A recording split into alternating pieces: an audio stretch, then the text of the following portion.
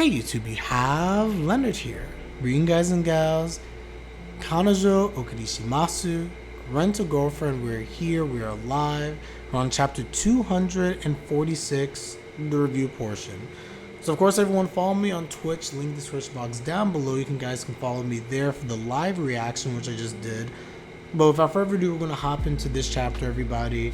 And this was honestly a very good chapter towards the end, and also the middle parts as well. I actually thought this was a very solid chapter. Per the usual, just to get this out of the way, I really don't like the fan service that Reiji does. I'm not opposed to fan service. That's not the issue. If you guys watch my anime that I react to or the manga, fan service doesn't bother me. I just don't feel like Reiji draws fan service in a way where it feels good. I don't know if that makes sense, but I'm not a huge fan. Like the scene where you had Kazuya just looking at her and you had like she was bending down. I was just like, why does this look so weird? And why do I feel uncomfortable watching this? I don't know. All that aside, I don't want to talk about that. Let's focus on the good stuff in this chapter, and there's a lot of good stuff.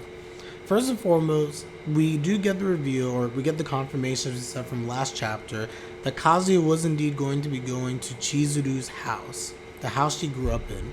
And this matters a lot because at the end of the day, going to Chizuru's house and being exposed to her childhood, seeing the things that she has seen, being in the house, especially after her parents or her grandmother had died, that's honestly a big step. And for Chizuru to let anyone in particular Kazuya, that's a good sign, because we don't know necessarily she's brought her family, like her friends before, her friends in college. It goes to show how much she values Kazuya, and again, even though Kazuya doesn't fully realize this, it shows how much earnest effort that Chizuru's putting into potentially being with Kazuya, but also how she already feels about him. She already views Kazuya as someone who is trustworthy, someone that she can appreciate, someone that she wants to be close to. The relationship stuff will bear itself out, but she already views Kazuya in a high esteem. And that is made apparently very abundantly clear when we get the later part of this chapter, that flashback. So we learned that basically Kazuya is helping Chizuru predominantly to collect all these rocks. Her father had a rock collection. Whenever you go to different places throughout Japan, he'd come back bringing some small and some huge rocks with him. At one point in the flashback, I think he went to Hime, which is like about 20 minutes out, and he got one of those large rocks. And it's funny because Chizuru was reflecting on her grandfather, and this is so important, the fact that she looks at Kazuya, and when she looks at Kazuya, the way that he's hardworking, the way that he's really forcing himself and he's doing all this different stuff, it reminds her of her late grandfather, someone that at the end of the day she truly does respect.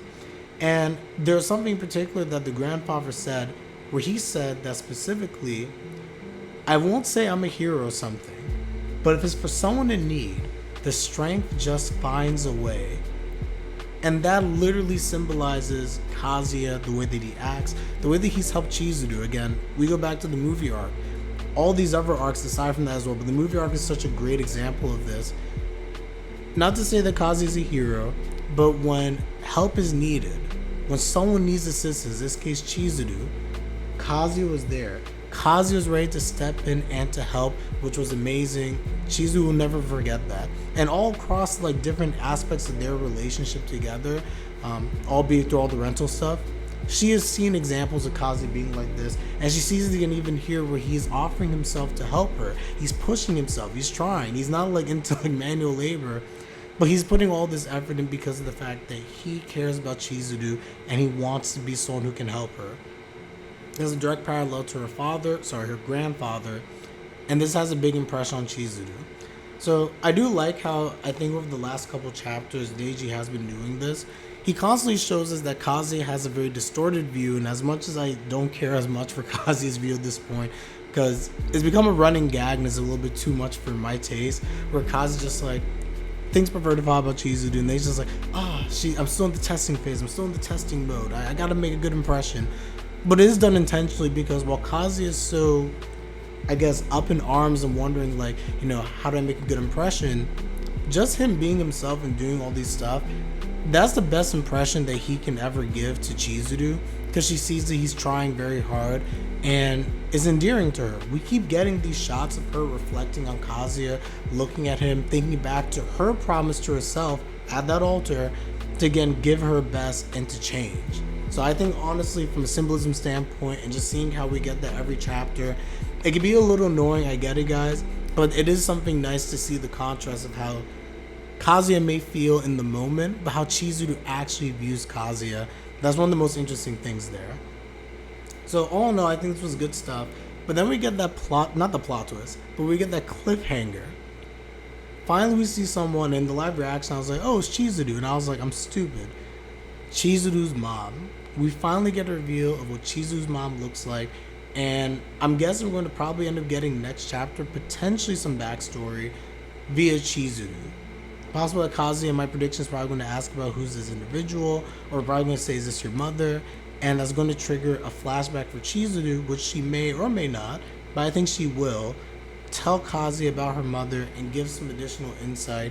Again, I think this whole trip of them going to the house together, it's impossible for them to walk away and not be closer as a result of it. So I'm really looking forward to how that's going to go down.